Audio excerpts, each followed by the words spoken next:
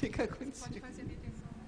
Você faz a mediação Eu queria fazer uma pergunta inicial, para variar. Não, desculpa, mas quando eu e a Lígia preparávamos o cronograma do programa do evento, do colóquio, ficava muito patente a importância desse trabalho coletivo na edição de correspondência, porque quando nós trabalhamos com carta, nós sabemos quem trabalha aqui, o Leandro, outros colegas que trabalham com edição, nós sabemos que, em geral, é um trabalho muito solitário, feito de acaso, de sorte, enfim. Então, tá ruim, né? Talvez desligar o outro. E no Brasil nós não temos ainda um trabalho de edição de cartas em equipe. Uma grande equipe que vai se debruçar sobre um conjunto amplo de cartas. Eu só pergunto rapidamente, o que é trabalhar efetivamente a quatro mãos, para as duas equipes? Obrigada, Marcos, pela pergunta. No nosso caso, trabalhar a quatro mãos também significa trabalhar dos dois lados do Atlântico, muitas vezes com um fuso de 5 horas, e o que explica, em parte, o tempo longo desse nosso trabalho, né? Porque nós começamos em 2011 e terminamos agora em 2014. Então, quer dizer, como é que nós trabalhamos? Nós fizemos, como é que foi possível esse trabalho? Esse trabalho primeiro foi possível graças à internet, graças ao Skype, né? Graças ao OneDrive, que nós temos um documento Word no qual nós trabalhamos ao mesmo tempo, uma mexe e a outra vê o que foi feito. Quer dizer, sem esses instrumentos nós não teríamos podido fazer isso por causa desse... E nós nos vimos fisicamente, passamos boa parte das nossas férias juntas, trabalhando nisso. Quer dizer, não houve, né, Virginia, nenhuma divisão de tarefas. Você faz isso, nós trabalhamos juntas o tempo todo. Eu acho que tem uma coisa particular aqui no nosso caso, que é o fato de eu ter toda uma inscrição no campo da história e Cláudia no âmbito da literatura, né? Então, isso também foi um diálogo bastante fértil, né? A conversa também foi bastante interessante nesse sentido, em função das próprias áreas de onde cada uma fala. Então, acho que isso foi algo bastante fértil para o próprio processo de investigação e de anotação. Eu queria dizer que você perguntou como é que se faz o trabalho a quatro mãos. Esse trabalho só é possível se há uma grande afinidade entre as duas pessoas, de um mesmo nível de exigência. Então, é preciso dizer que nós duas somos duas teimosas, que nós não largamos nada enquanto a gente não está satisfeita. Então, nós somos obsessivas. Então, nós fomos procurar, quer dizer, nós conseguimos identificar a totalidade ou praticamente só um ou dois que a gente não conseguiu, buscando até em notas de missa de sétimo dia, para descobrir para identificar aquele indivíduo, porque muitas vezes havia várias pessoas com o mesmo nome, vários homônimos, e nós conseguimos, assim, identificar. A partir do momento em que estava identificado o indivíduo, nós pudemos, então, fazer a anotação. Mas, evidentemente, que sem, quer dizer, a hemeroteca digital, quer dizer, nós fomos buscar notícias nos jornais brasileiros da época, os espetáculos que eram referidos. Nós conseguimos realmente, quer dizer, sem esses meios, esse trabalho teria sido feito, sei lá, em ainda muito mais tempo, né, Virginia? Estou lembrando quanto você virou especialista em missas de sétimo dia. A Cláudia realmente foi impressionante, né? Para poder identificar, né? O grande trabalho de identificação. São muitas as pessoas citadas, são muitas as referências, são muitos jornalistas portugueses, são muitos políticos portugueses, são muitos políticos brasileiros. A rede é muito extensa e ela se dá a ver de uma maneira muito intrigante nessas cartas. Então, o trabalho de identificação foi um trabalho muito grande. Além do que, nós fizemos também uma investigação muito intensa na perspectiva de perceber as articulações entre essas figuras, né? E, na medida do possível, nós fizemos notas justamente que revelavam as articulações, né? Pois é, mas às vezes também, e aqui eu volto sobre a questão dessas notas, nós também tivemos que nos segurar um pouco, porque nós, de repente, vimos que nós estamos fazendo às vezes, notas maiores até do que a carta, porque realmente as informações eram muito interessantes. Então, a Virgínia, por exemplo, criou uma caixa negra, onde ela foi colocando tudo o que nós encontrávamos, mas que nós não íamos utilizar, numa perspectiva, talvez, de um trabalho posterior, porque um trabalho já tinha sido feito, né, Virgínia? Não, acho que é isso. No meu caso, da Matilde, apesar de nós sermos muito diferentes, eu falo para a burra, ela não fala quase nada, nós estamos juntas desde o doutorado, que não vale a pena dizer quando foi, porque já faz um longuinho tempo. E sempre mantivemos uma relação de amizade, de trabalho. Eu acho que conta muito isso, o que a Cláudia falou, né, dessa compatibilidade. Acho que tem de ter um entrosamento até de ideias, de se dar bem. Acho que não dá para você fazer uma pessoa que não conjugue com você. E o nosso, lógico que não foi, o nosso trabalho não foi tão complicado, porque eu trabalho em Botafogo, moro no Leblon e ela mora em Copacabana, então dá um triângulo aí, tirando enquanto o engarrafamento, dá uma bem razoável. Agora, o nosso grande problema foi um pouco com tudo, com as notas e com as fotografias, inclusive, eu falei para ela, Matilde, a gente tem de rever, porque o contrário dos outros, a gente tem excesso de informação. Você falando de Abigail Renault, vamos ali no arquivo do Abigail Renault, que está ali do lado, pegar a pasta do Nave e do Drummond para ver o que os dois falam.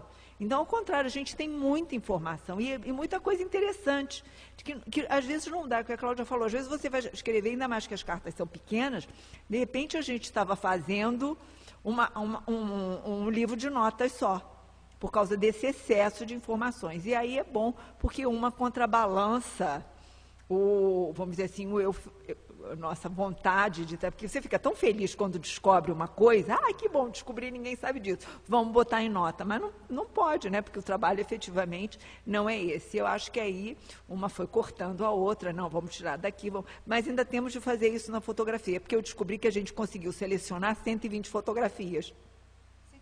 120. Tá? Porque a gente pesquisou o arquivo do Plínio, que é fantástico, em relação às fotografias, nós pesquisamos o arquivo do próprio Nave e o arquivo do Drummond. Mas eu queria te fazer uma pergunta agora. Tá? 120 fotografias, para que edição? Para uma edição que você vai poder pôr essas fotografias? Não, eu queria pôr, né? Tá. Eu queria, não estou dizendo que... Não, agora vou cortar, porque ninguém vai querer. Não sei se eu vou conseguir, 120 é muito, né? Acho que ninguém vai querer editar um livro com 120 fotografias, mas eu já soube também que o preço da fotografia, se for em preto e branco, aumenta o custo do livro, mas assim mesmo é muita coisa. Então agora a gente tem de sair cortando, pelo menos virar umas 60, né? Mas você tem tanta, por exemplo, o que eu mostrei, tem 10 fotos dessa festa da casa da Maria Julieta. Ele com a Anieta, ele com o tradutor espanhol, ele cumprimentando não sei quem. Então, é difícil. Você, no primeiro momento, fica super... que bom, encontrei ele numa cartinha que tem 3 páginas. Você tem a primeira edição de poliedro com anotação. Outra coisa também muito interessante, que não deu tempo da gente falar, por exemplo, Drummond era extremamente organizado em termos de arquivo. Então, Nave escreve para ele pedindo informações sobre o modernismo quando ele vai escrever Beira-Mar. E aí, o que o Drummond faz? O Drummond remete, ele falou assim, eu não sei disso não, quem sabe disso é o Emílio de Menezes. Aí ele remete uma entrevista do Emílio de Menezes, fez do Drummond, para Nava. E isso estava no arquivo do Nava. Só que aí, pelo jeito de anotar do Drummond, então a gente sabe que aquele recorte de jornal originariamente pertenceu ao Drummond e que o Drummond mandou para Nava. Então a gente tem fotografias, você tem como escanear isso hoje e mostrar ao seu leitor todo esse percurso.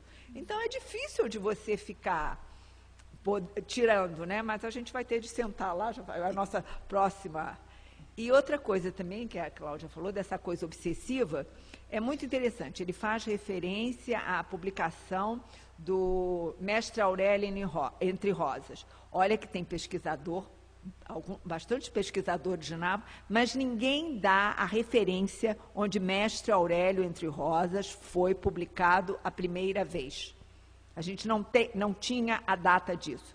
Procurei na Eneida, em vários pesquisadores, simplesmente... fomos a Belo Horizonte, só para conseguir descobrir a data que Mestre Aurélio Entre Rosas foi publicado. Não dá para sair sem dizer quando Mestre Aurélio Entre Rosas foi publicado, porque ele manda para o Drummond, Mestre Aurélio Entre Rosas, para ser publicado, e o Drummond diz assim, aí Drummond não diz nada, e numa outra carta ele diz assim, eu soube que o Mestre Aurélio Entre Rosas foi publicado. Então, a gente tinha um período de tempo, um suposto jornal, para pesquisar. Lá vai para Belo Horizonte, paga avião, porque isso ninguém paga avião para a gente. Paga avião, mas infelizmente não conseguimos a cópia do Mestre Aurélio Entre Rosas para cotejar, o que foi uma frustração para mim. Mas tem essas coisas. Eu só queria dizer, que o trabalho de edição de cartas fez a Eliane e a Matilde irem para Belo Horizonte, e nós para Portugal várias vezes. Para Figueira da Foz, almoçar com o neto do João de Barros. Ele tinha sempre alguma coisinha escondida, quem sempre acha que está faltando alguma coisa. Né? Então, tem uma parte que é bastante engraçada. Eu queria voltar rapidamente sobre a questão das notas, e o que já foi dito aqui de manhã, quer dizer que as notas, elas são também função do público, que nós conversamos um pouquinho na hora do almoço com a Nádia, né? Que as notas elas são direcionadas a um público leitor, e é o público leitor que vai condicionar as notas. No nosso caso, a nossa edição, como ela diz respeito a um autor português e um autor brasileiro, e que ela é feita também em parceria com o CLEPUL, o Centro de Literaturas da Universidade de Lisboa, que foi graças a quem nós conseguimos o direito de editar essas cartas, que são depositadas na Biblioteca Nacional de Portugal. Nós também tivemos que fazer notas, que são notas para leitores portugueses e notas para leitores brasileiros, portanto, que podem parecer um pouco óbvias para um leitor brasileiro, mas e vice-versa, porque nós visamos 2 tipos de leitor. Tá? Fala no microfone, Marcos. Só uma consideração final em relação a isso, que se a edição fosse feita por um só, seria uma coisa, mas uma outra coisa na medida em que você há um esforço de concentração de conhecimento ou de definição de métodos, quer dizer, as 2 pessoas definem uma terceira via. Né? Quer dizer, se eu fizer sozinho o livro seria uma coisa, com o meu colega é uma outra coisa. Né? Também uma retificação, eu me lembrei de um trabalho de equipe de correspondência que está sendo realizada na Sociedade de Psicanálise aqui de São Paulo, que são as cartas do acervo importantíssimo da Fundação da Psicanálise em São Paulo. Quer dizer, é uma equipe de psicanalistas, eu tenho acompanhado um pouco esse trabalho, e aí o grupo que vai definir um pouco a extensão do livro, que é um trabalho sempre produtivo, assim como eu estou imaginando que trabalhar com alguém ou num grupo dá uma dimensão efetivamente muito produtiva como resultado. Né?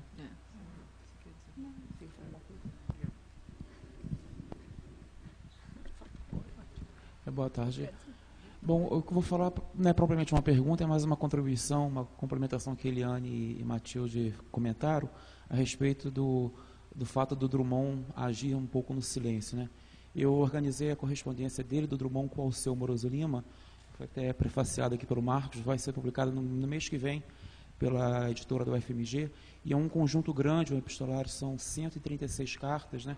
Algumas cartas com 15, 16 páginas, né? E aí eu tive de sistematizar, digamos assim, até no ensaio introdutório, e dividir em 3 momentos muito diferentes, né, dessa correspondência.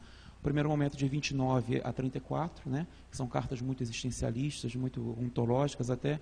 E o segundo momento, exatamente, pega muito desse momento de vocês, que é de 34 a 45, durante o período do Ministério Capanema, né. E, nesse momento, o Alceu, ele preside o Conselho Federal de Educação, né. Na verdade, o Alceu preside o Conselho Federal de Educação de 34 a 68, quando ele é cassado pelo AI-5, né. Foi quem permaneceu mais tempo no Conselho Federal de Educação. E nesse período da correspondência deles, no segundo momento, que vai de 34 a 45, são mais de 50 cartas trocadas entre eles dois, entre o Alceu e o Drummond, apenas para pedir emprego e transferência de um e de outro.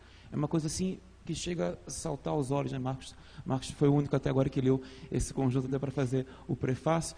E é muito interessante como é que eles criaram, né, uma rede de contatos, uma rede, né, uma coisa assim doida, porque era gente do Brasil inteiro pedindo transferência de emprego, pedindo emprego e dando emprego, e tira daqui, coloca ali, e faz, né, mudança de cargo, e faz progressão de cargo no Sistema Federal de Ensino. E não só no Federal de Ensino, como no Federal de Saúde também, o contato deles também é muito nesse sentido. E eu achei muito interessante que são documentos que demonstram esse outro lado da vida literária, né? Que é esse lado, né, dessas redes de confiabilidade, de sociabilidade acima de tudo, né? E que a correspondência deles dois, especialmente, trouxe isso ao lume, né? Como que eles viabilizaram esses contatos, assim, que foram, alguns importantes, outros a gente nem sabe, porque às vezes a pessoa lá, né, do Piauí quer vir morar no Rio de Janeiro, então por isso pede o Alceu via Drummond, ou então o Drummond via Alceu, para fazer a transferência. E eu acho que isso, para mim, foi muito interessante trazer, né, a lume, justamente essa rede de sociabilidade, né, entre os intelectuais modernistas, entre os escritores modernistas, que passa distante da produção artística, passa distante da produção ficcional ou poética, seja lá o que for, mas que mostra como que eles também estavam envolvidos, né, nesses contatos mútuos, acima de tudo, e tendo por detrás o suporte o quê? Do Serviço Público Federal, acima de tudo. Né? Então, assim, não foi uma pergunta, foi mais mesmo uma complementação disso que vocês viram, e como que o Drummond agiu, né? Porque era só o Alceu mandar um telegrama, o Drummond fazer transferência. Né? E também o contrário, né? Como que às vezes o Drummond pedia favores ao Alceu, especialmente ligados à questão da ação católica, né? Dentro do universo dos intelectuais católicos, e o Alceu também ia lá e ajudava o amigo, vamos dizer assim. Foi só para complementar o que vocês detectaram, né? Tem uma crônica do Drummond chamada A Rotina e a Quimera, onde ele conta justamente essa relação entre literatura e serviço público, em que ele explica como que o serviço público foi um mecenas, né, da literatura. Então, eu acho que evidentemente que essa rede, ela como é que se diz? Ela fala, evidentemente, da relação entre literatura e serviço público e também literatura e poder, né? Porque a quantidade de cartas de pedidos de transferência, eu também vi, de pedidos desde professora no interior de Minas, ainda quando o Drummond estava em Minas, quer dizer, isso é fato, é muito interessante, é muito feio. Eu queria conversar um pouco com a Eliana sobre o seguinte. Nós falamos, essa questão da medida da anotação, né, é crucial, né? Difícil. Vocês viram que nós comentamos os 4 tipos de anotação que nós tivemos, né?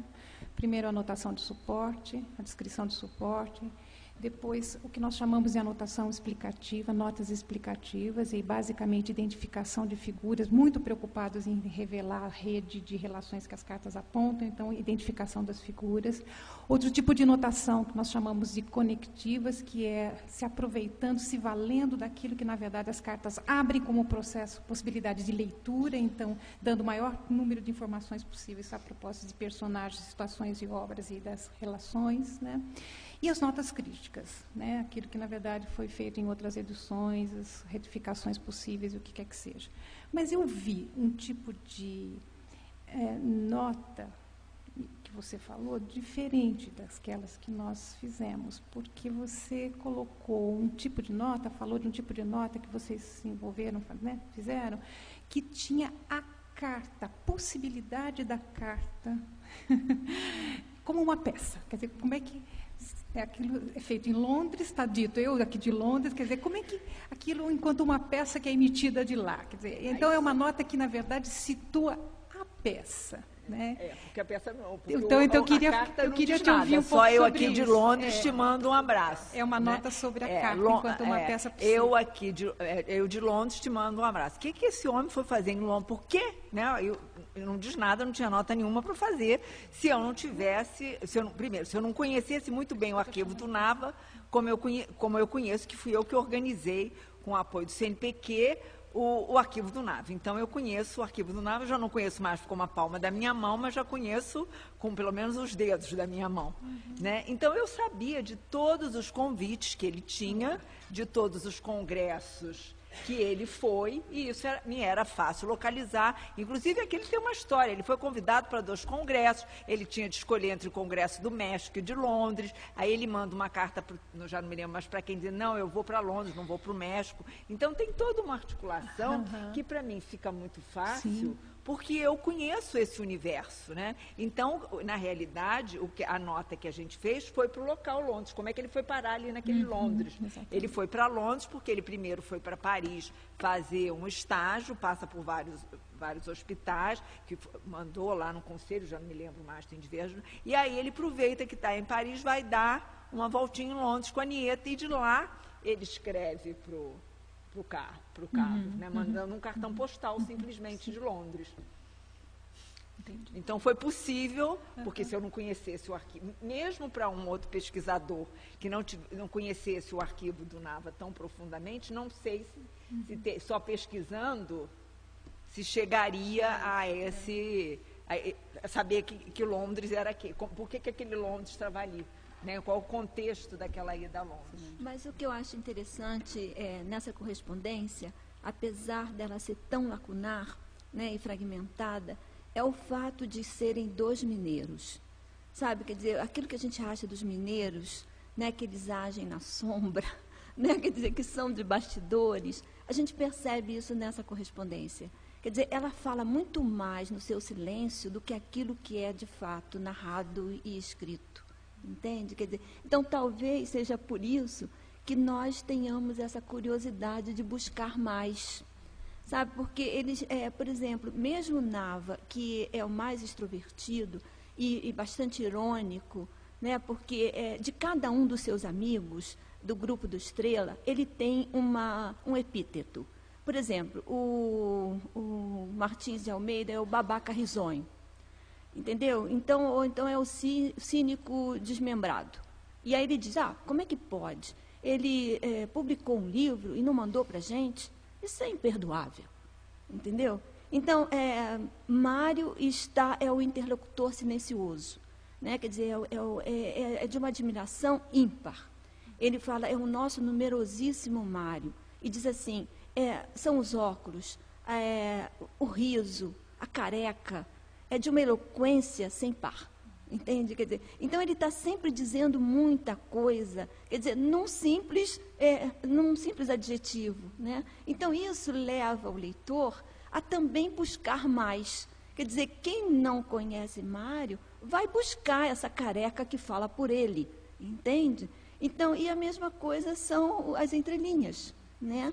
Eu fico mesmo pesarosa, porque não tem Drummond ali, entendeu? Mas quando tem, ele também se coloca dessa forma, também meio velada, né? Mas a gente sabe que ele está atuando, né? Então, por exemplo, na feitura desse trabalho, para mim foi algo muito novo, porque eu nunca trabalhei com esse material, né? Eu sempre trabalhei com cartas publicadas, nunca estive trabalhando com originais.